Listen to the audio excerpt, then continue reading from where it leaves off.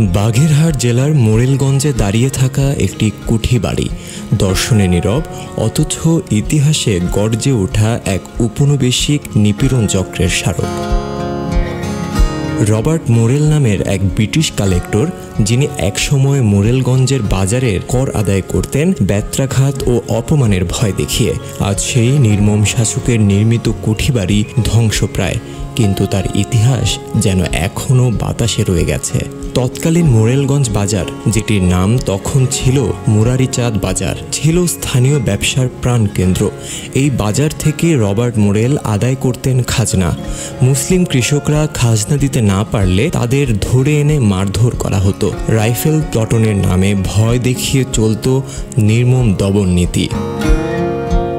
উপনিবেশিক দমননীতি মানেই শুধু কর আদায় নয়, ছিল মানসিক ও শারীরিক নির্যাতন। জনশ্রুতি অনুসারে রবার্ট মোরেলের কথার অবাধ্য হলে মিলত ব্যত্রাঘাত। বাজারে যারা কর দিতে ব্যর্থ হতো তাদের ধরে এনে জনসম্মুখে লাঞ্ছিত করা হতো।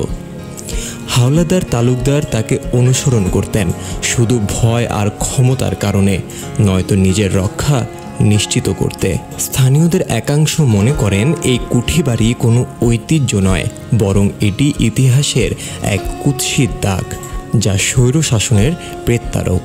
তাই তারা চান না এর কোনো প্রকার সংরক্ষণ, বরং এই কুঠির ইতিহাস থেকে নিপীড়নের দলিল, যাতে ভবিষ্যৎ প্রজন্ম বুঝতে পারে কিভাবে নামধারী উন্নয়নের নামে চলত অত্যাচার।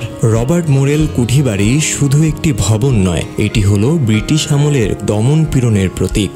কালের বিবর্তনে ধীরে ধীরে এটি হারিয়ে যাচ্ছে, তবে এর ইতিহাস যেন ভুলে না যায় নতুন প্রজন্ম। তাই স্মৃতির চেয়ে মূল্যবান সত্যের শিক্ষা।